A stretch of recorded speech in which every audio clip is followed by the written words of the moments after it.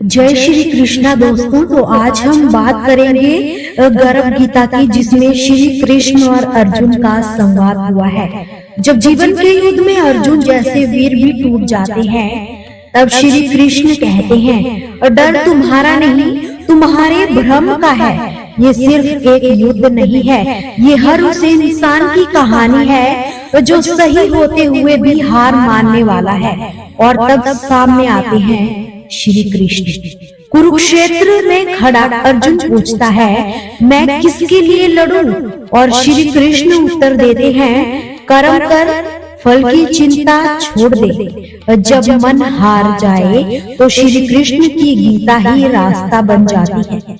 आज का अर्जुन तुम हो, मैं हूँ, और हर उलझन में जो मार्ग दिखाई दे वही श्री कृष्ण है। भगवान श्री कृष्ण का वचन है कि जो प्राणी इस गर्भ गीता का पाठ एवं प्रचार करता है, वह फिर गर्भ में वापस नहीं पाता। अर्जुन कहते हैं, हे श्री कृष्ण, यह प्राणी जो गर्भ में आता है, सो किस दोष के कारण आता है? जब यह जन्मता है तब इसको जरा आदि रोग लगते हैं, तरह तरह के दुख भोगता है, बुढ़ापे के कष्ट सहता है, फिर इसकी मृत्यु होती है। हे स्वामी, वह कौन से कर्म है जिनके करने से प्राणी जन्म मरण से?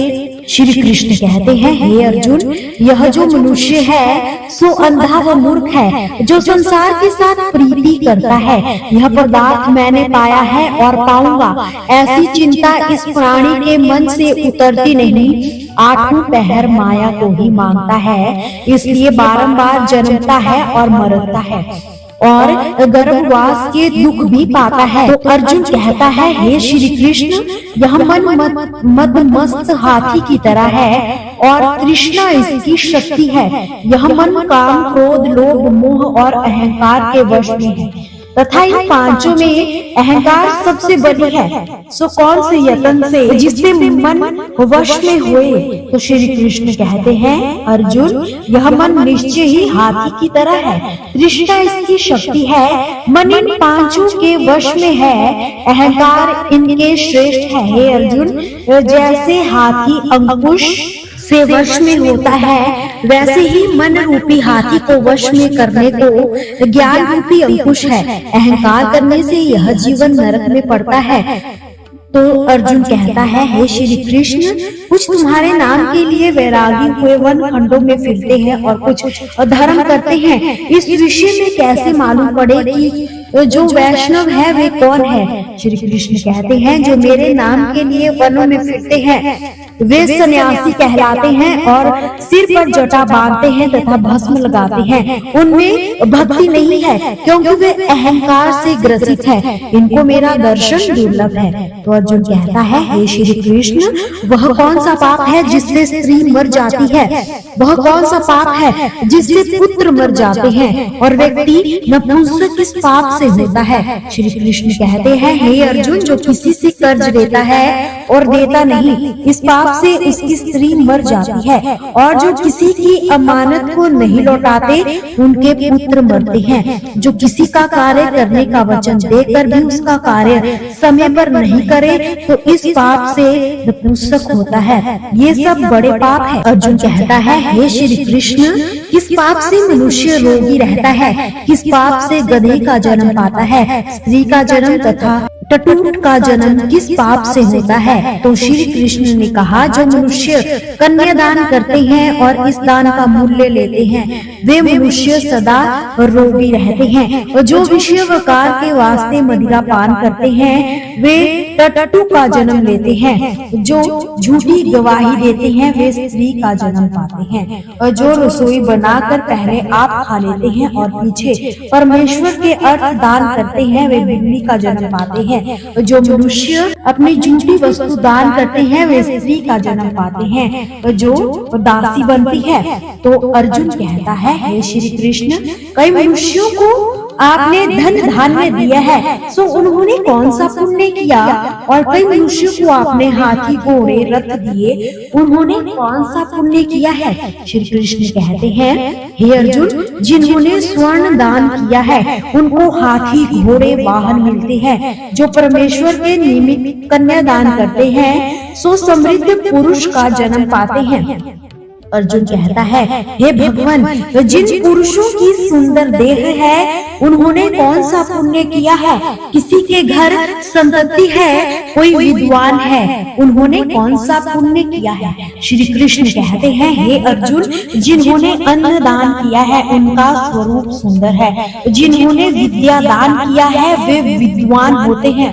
जिन्होंने संतों की सेवा करी है वे पुत्रवान होते हैं।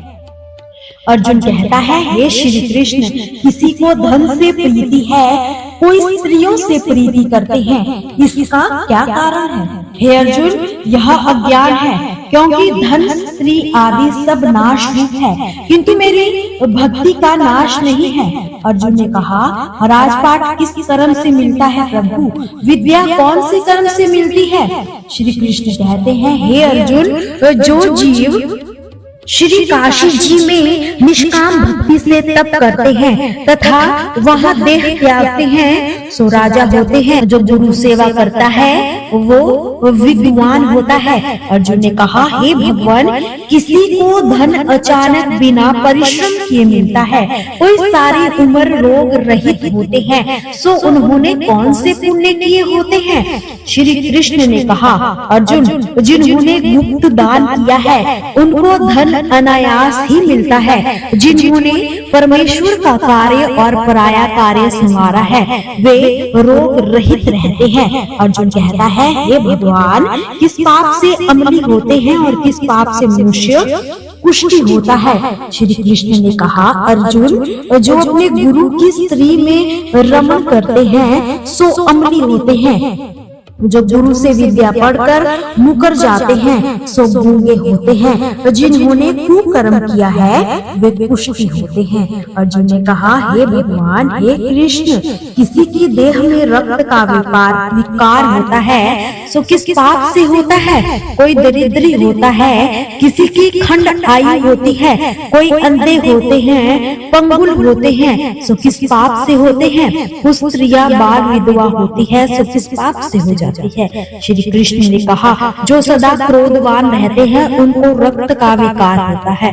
जो आलस्य में डूबे रहते हैं वे दरिद्री होते हैं। जो कुकर्मी ब्राह्मण को दान देते हैं उनकी खंड आयु होती है। जो प्राणी स्त्री को नंगी देखता है, गुरु की स्त्री पर कुदृष्टि करता है, जिसने गौ व ब्राह्मण को लात मारी है सो अंधा व पंगुल होता है। जो स्त्री अपने पति को छोड़कर पराय पुरुष से संग करती है सो बाल विधवा होती है। अर्जुन ने कहा, हे कृष्ण, तुम पार ब्रह्मा हो, तुमको मेरा नमस्कार है। पहले मैं तुमको संबंधी जानता था पर अब परमेश्वर रूप में जानता हूँ। हे पार ब्रह्मा, गुरु दीक्षा कैसी होती है?